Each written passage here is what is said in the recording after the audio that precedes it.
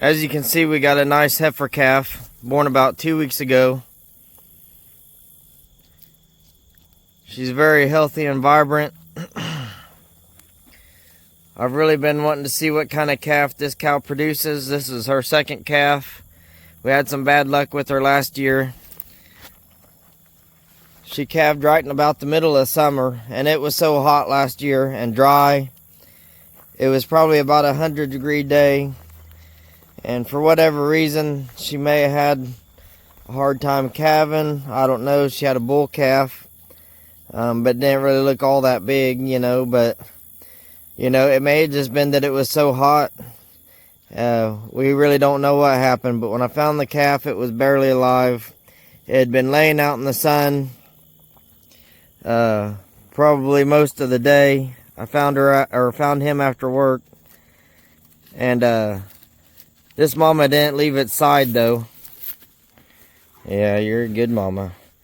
She didn't leave its side, but there just wasn't much we could do for the calf. I tried to save it, tried to give it some colostrum, but it was just too late.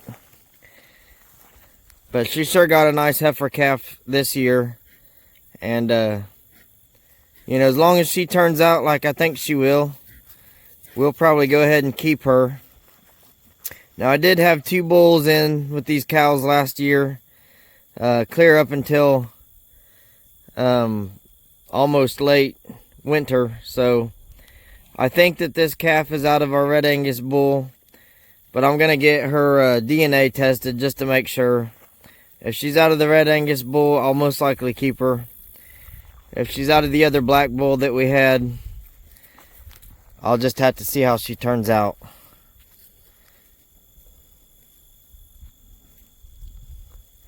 But she sure is a cute little thing. And that's kind of how this cow line, and especially with this low birth weight Red Angus bull that we got, he's such a calving ease bull. We've had hardly any problems. We calved out like about 22 heifers last year. I think we had one that didn't have a calf. We calved out about 21 heifers last year, and some of them were out of that other black bull that we had, and he was a home raised bull, so he wasn't really proven. But everything that I saw that I know for sure that was calved out of that Red Angus bull have all been super low birth weight, super easy calving. And they come out small, but give them till they're about 3 or 4 months old, and you'll be amazed how much they grow in that amount of time. They come out small and healthy, but in about 3 months they really start taking off, and that's what I like.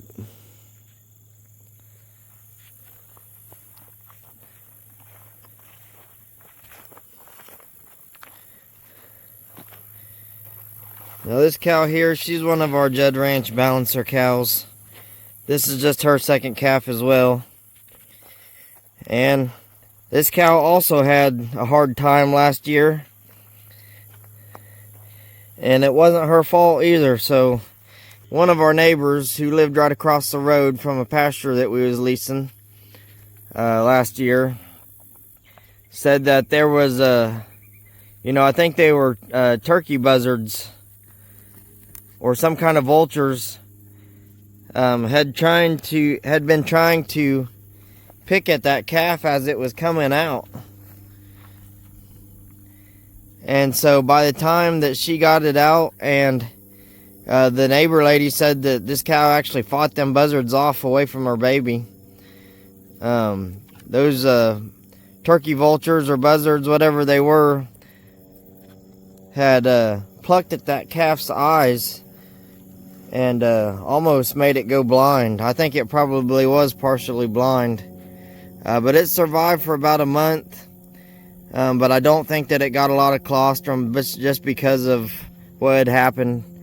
And it ended up dying. So we kept her, and she actually has had a really nice calf. This bull calf here was born probably middle of April was when he was born. So now it's middle of September, so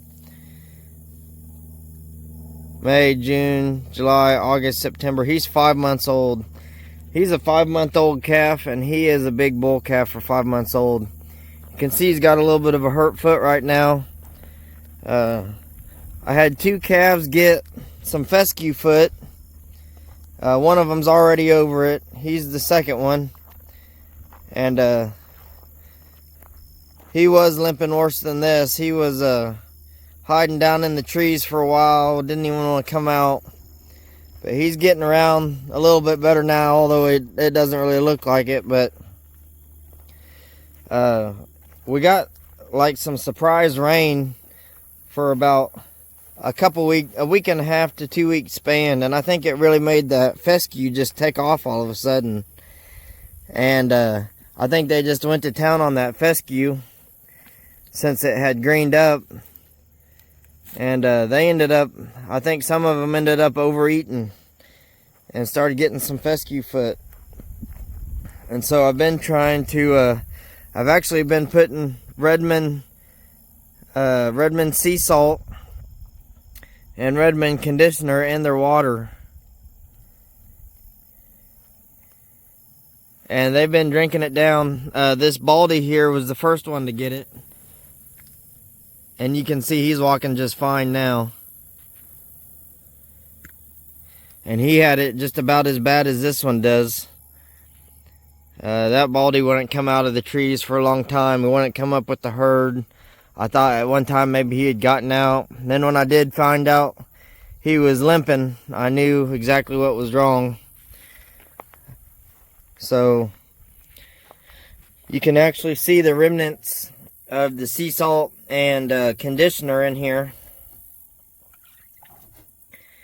And these cows have been drinking that. So what I do is I fill up these water tanks, and I go ahead and pour some sea salt, some Redmond sea salt and Redmond conditioner in here. I mix it all up. Now it's going to settle to the bottom in time. And so I just kind of try to come out here and stir it up when I can. But only so much of it is going to dissolve in this water. And so I just leave it in the bottom there. And the next time I come out, I have to hold these cows water. Their pond is getting dry. Next time I come out, I'll fill them back up with water. And a little bit more and more of that sea salt and conditioner will dissolve. Now I want you guys to look at this cow here.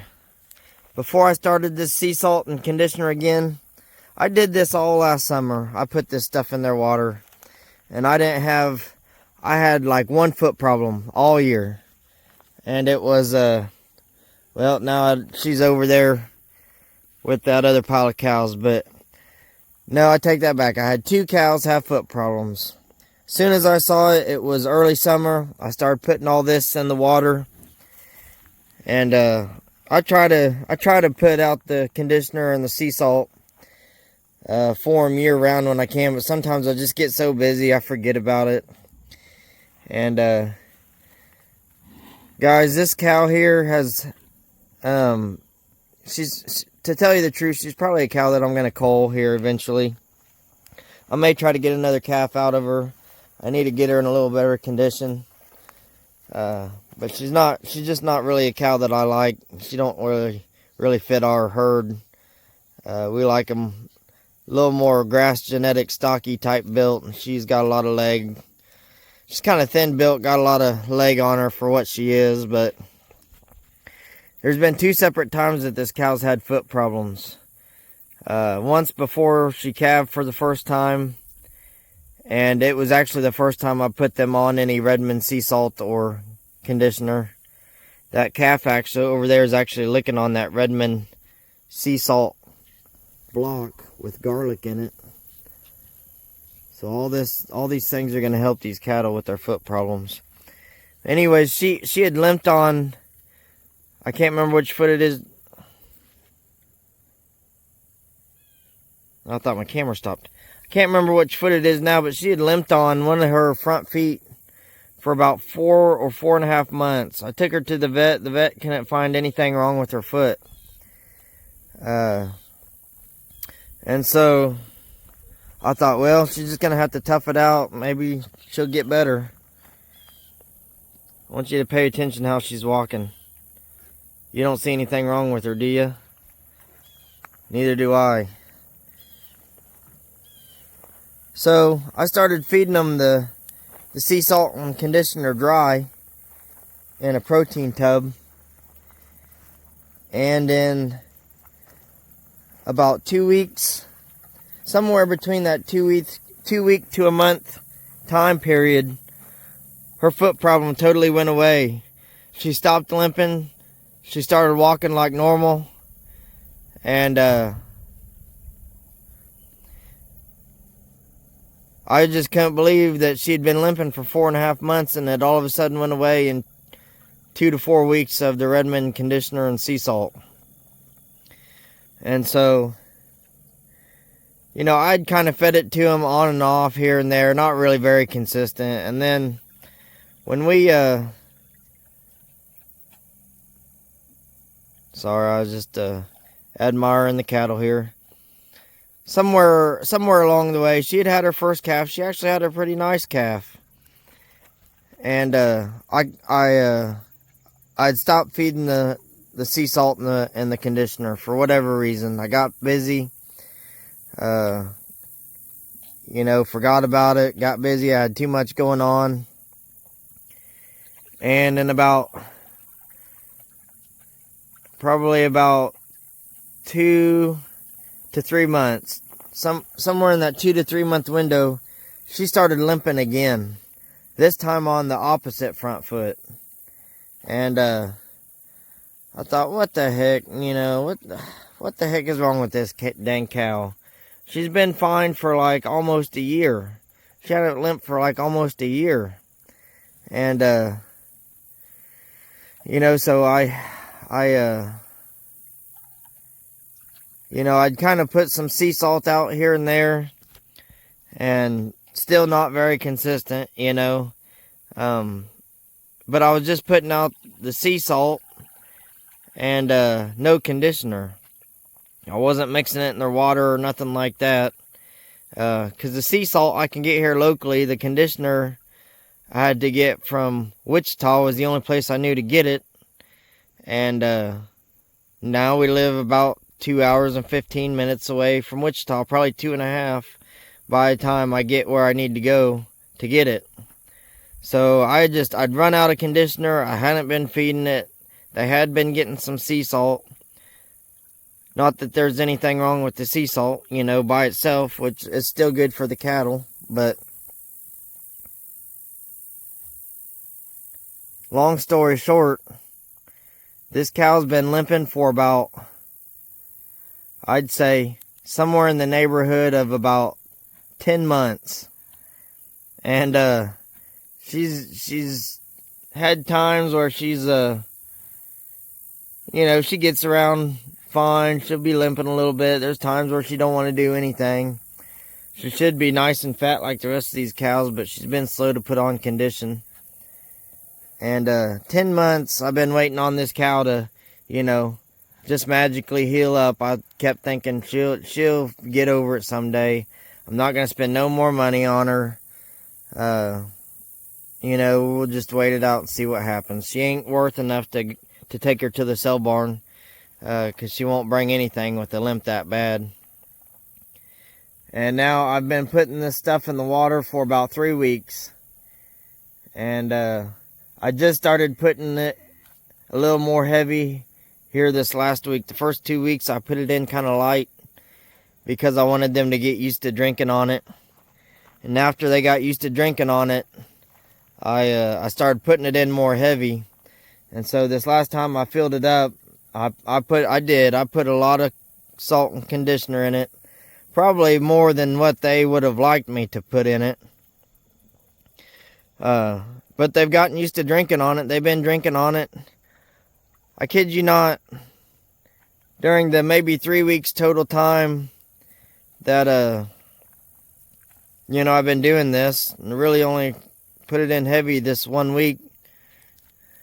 I come out tonight, and for the first time in about 10 months, I see this cow walking around just fine. No limp. Now, that doesn't mean it's totally gone. She could still be favoring that foot a little bit. But I haven't seen her limping on it. And so, there's 2 testimonials with the same cow, the same problem, and the same fix. And I don't know what else to say about this stuff.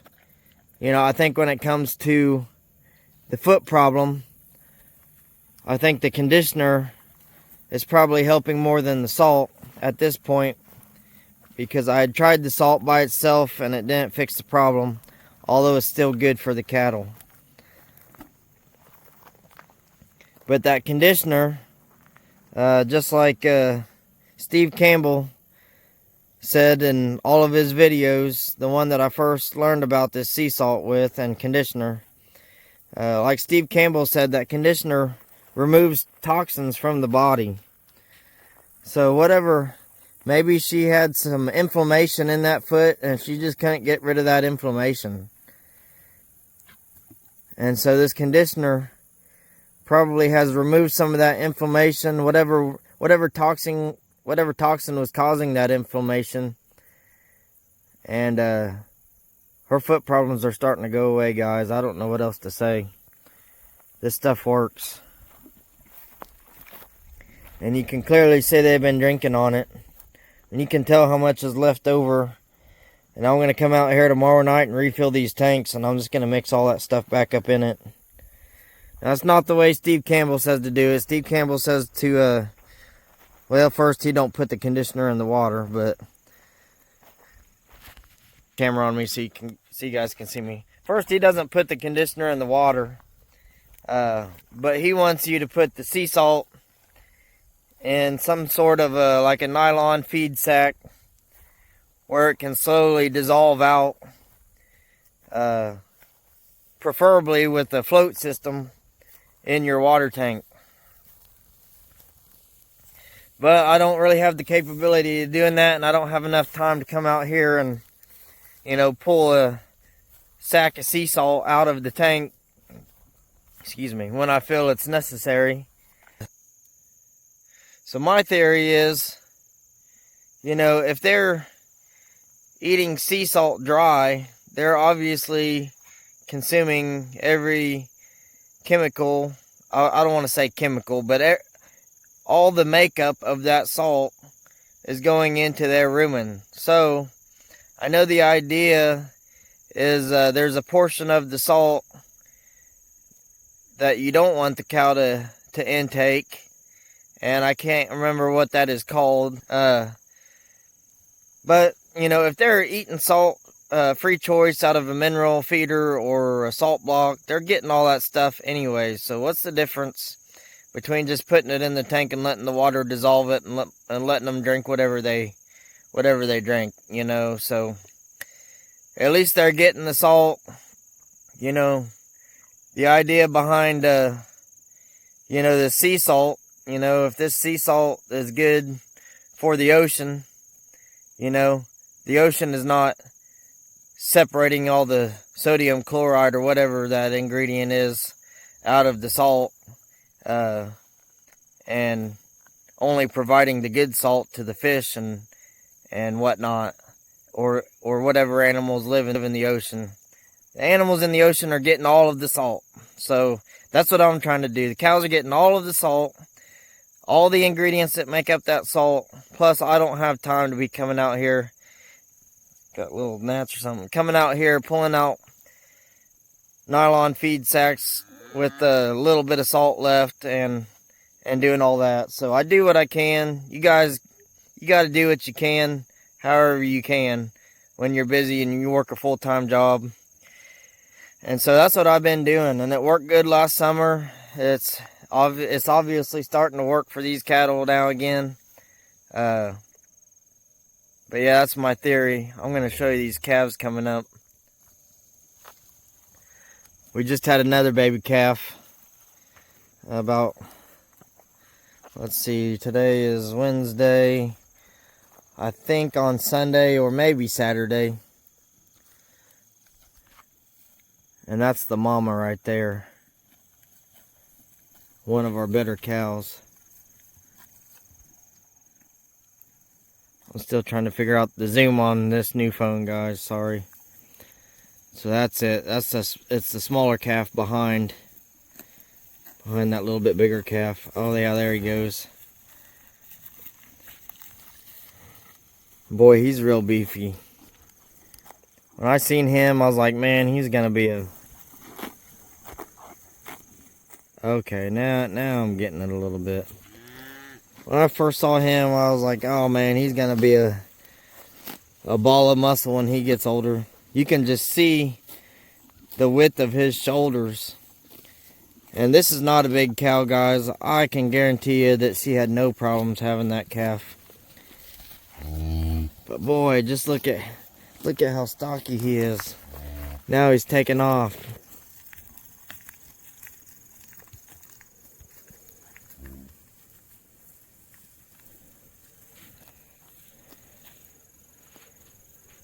Maybe I can get a good picture of him. There's his daddy right there, I hope.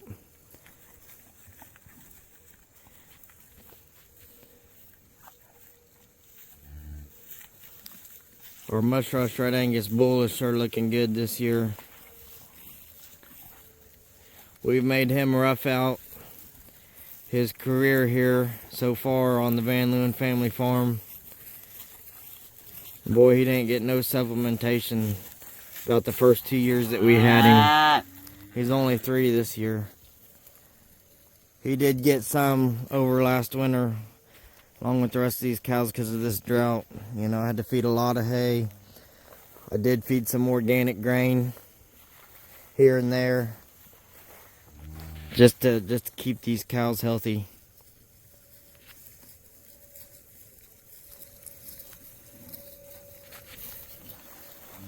Wish I could get a better shot of that calf, but he's hiding now.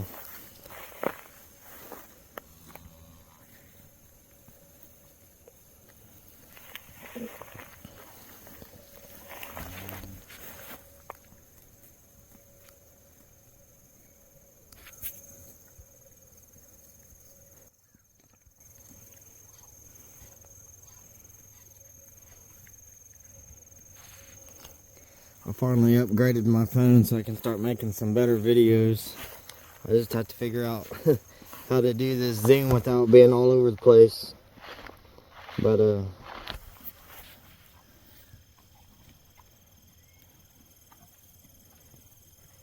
anyways, you guys get the point. There you get a little glimpse of him.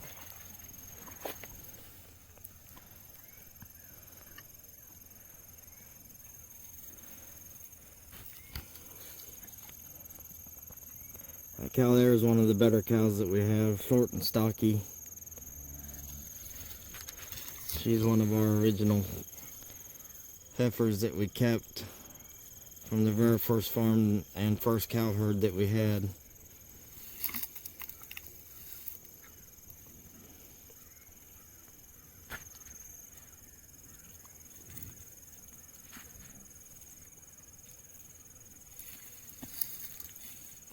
He's not but a few days old, guys.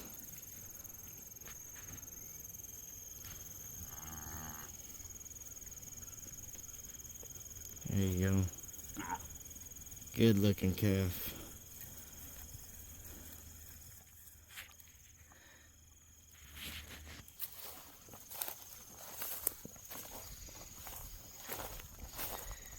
Well, guys, that's kind of an update on how the cows are doing. I mean, most of the cows are doing just fine. I got one more cow with some foot problems. The one calf healed up just fine. The other calf is, I think, on the mend, starting to heal up. We had another one of our better cows. Actually, our oldest cow, which she's not that old. I think she's 6 or 7 this year. She was born in, so I guess she's 7 years old this year. Never had a problem out of her until now with this little fescue foot problem that we got. And I was gonna get a video of her standing up, but this cow here, she's still not in too bad a shape. She's lost a lot of weight, but that foot of hers, boy, it's, wish I could have got a better shot of it, but it's swollen up. It's that one right there. She can barely put any weight on it. So we're gonna see how long it takes for her to heal up.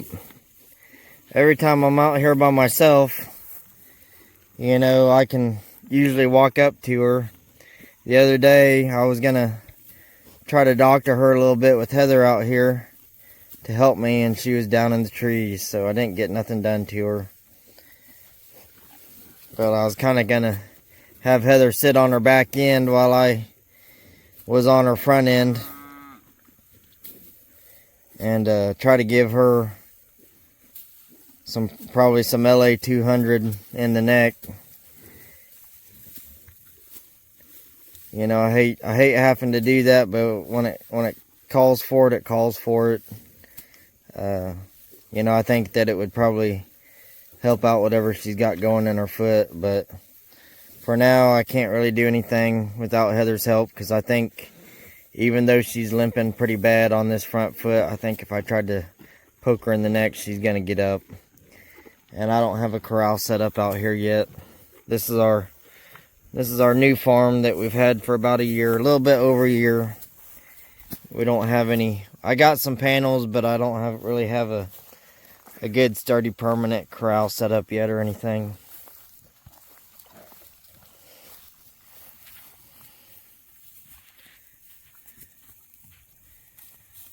Boy, talk about a grass genetic bull. That bull is a tank.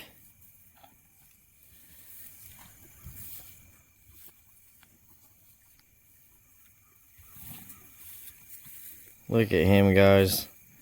3 years old. Just stout as all get out. Never had any feed until last winter, till he was almost 3. Made him breed about, you know, between him and our other little yearling bull, his first year out, they had to cover about 28 or 30 cattle. There's a son out of him right there. I really wanted to keep that bull calf, but he's going to my father-in-law. I showed him to my father-in-law, and he said he wanted him, so he's just 10 months old himself. He's going to take him and use him for a bull on his farm. Get some new genetics in his herd. He's already got a crest in his neck, only 10 months old. He's just stout as all get out too. There's a Red Angus daughter out of this bull. And she's probably,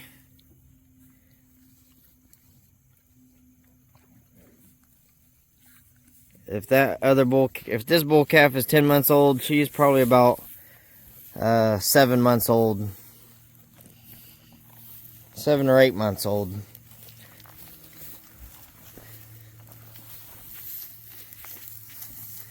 That bull just looks awesome.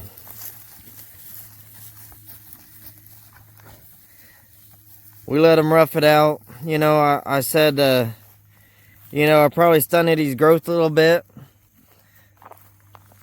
But, you know, we wanted to see what this bull was made out of. We wanted to see if he was going to be a female producer. We wanted to see if our money was well spent paying the money that we did for him And I'd say it was. He may not wean off a 600 or 700 pound calf, but that's not what we're looking for. We're looking for calves like this. 10-month-old calf, never had any grain. This is all grass, and you can see all the ragweed we got and everything out here. Not even that good of grass, to tell you the truth. And that bull calf is just stout as all get out. So is this heifer. If I was to save the perfect heifer, if I was to show you a picture of a perfect heifer calf, this would be her.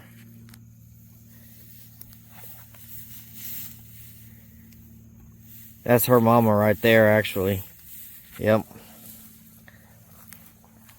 She's still on her mama, you know. We're not taking them off and feeding them. We're probably gonna wean these heifer calves off on grass and hay.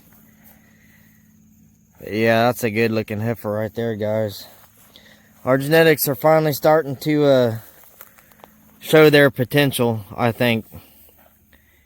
That's the kind of heifer we want to save and we want to keep. That's what we're trying to build our herd with.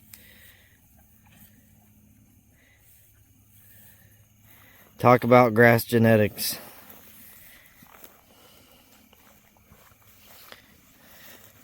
That's what we got to work towards, guys, because feed and hay consumption is not paying the bills.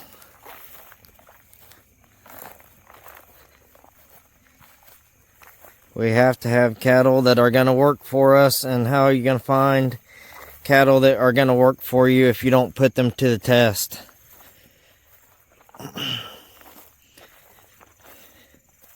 Now, I did feed these cows some organic grain last year, and I had some sea salt added to the grain, Redmond sea salt added to the feed.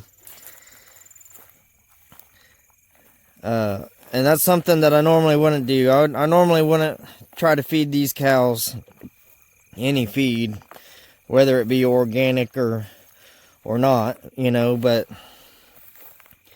the majority of the cows that we had at the time were all first calf heifers, and there's still some of them out here that were first calf heifers last year. And we kept those calves on them anywhere from 7 to 10 months as first calf heifers. Here's another little heifer that we're keeping. We named her Little Kim. And she's not quite as old as that other red heifer. She's a couple months behind her, but she's going to be a really nice one too. Remember, you want your heifers sloping downhill. You want your bulls sloping uphill. You want your heifers or your cows sloping downhill.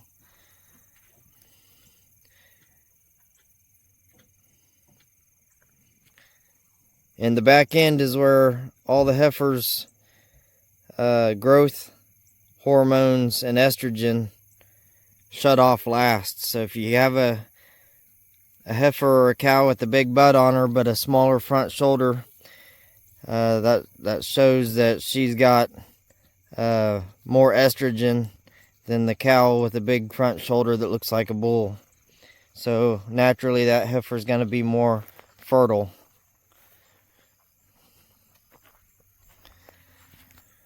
But you know, we had like 22 first calf heifers last year. And keeping those calves on them for that long in a drought and doing intensive rotational grazing with them, the grass not being very good quality at all, very poor quality. Actually, about halfway through the summer, the grass probably had no nutrients in it, hardly whatsoever. And I did start feeding them hay in about September, but you know, it was probably a little too late, too little too late. But you know, in order to keep those calves on these cows, these first calf heifers, for that long in a drought, because I didn't think I had time to wean them at the time, because I was working a hell of a lot at that time too. And I was trying to hold on to them till spring to try to get a better price out of them. In hindsight, I should have just pulled the calves off and took them to the sale barn. But, you know, I had to start feeding those cows some of that organic grain just to keep their condition where it was at. You know, they sure weren't gaining much condition even though I was feeding them. But for them to even keep the condition that they had, you can kind of see that calf's frame. Even to keep the condition that they had, I had to start feeding them a little bit. Now you see how this bull calf here, he's sloping. He's starting to slope uphill a little bit, opposite of that heifer. On a bull, the back end shuts down growth hormone first. So his hips and butt will stop growing.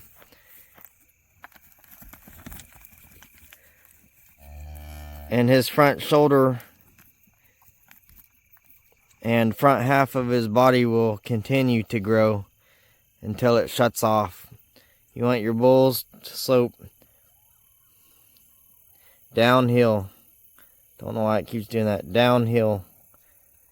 Downhill towards the butt, uphill towards the front shoulder.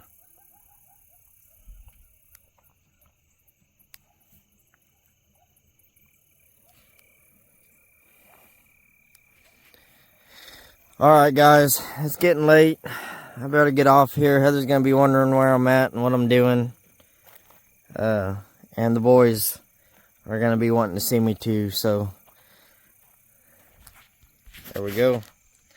Alright guys, there's an update of the farm. I put out 2 bales of hay, this one and that other one that was over there by them cows. Try to get them off of this fescue a little bit and try to get them eating some hay to give them a little bit of relief from the toxins in the fescue. Maybe over time we're going to try to build some diversity on this farm, and we're going to go with some more warm season natives, some more legumes, try to lessen the load of that fescue on these cows. But that's I was going to say a quick, but it ain't been too quick because my phone says almost 39 minutes already. But there's a rundown of how things are going on the farm right now. I know it's been a long time since I've made any videos. I'm just getting off work. I've been doing some contract aircraft mechanic work. So that's why my shirt's dirty. I've had this shirt for a long time. And anyways, I've been doing some contract aircraft work, and that requires me to have to travel a pretty good distance every day from where we live to go work on these airplanes. So a lot of times I don't get out here till late, or I don't have very much time out here. But I just wanted to give you guys an update on how the farm was going. You can see there's a ton of ragweed out here. Grass was looking pretty good about halfway through the summer, and then the ragweed started taking over. So we got a lot of work to do this farm. Got a lot of trees that need cleaned up, a lot of little locust trees and whatnot. It's gonna be a lot of work ahead of us. But thanks for tuning in. This is Tim with VanLeeuwen Family Farm, and I'll see you on the next episode.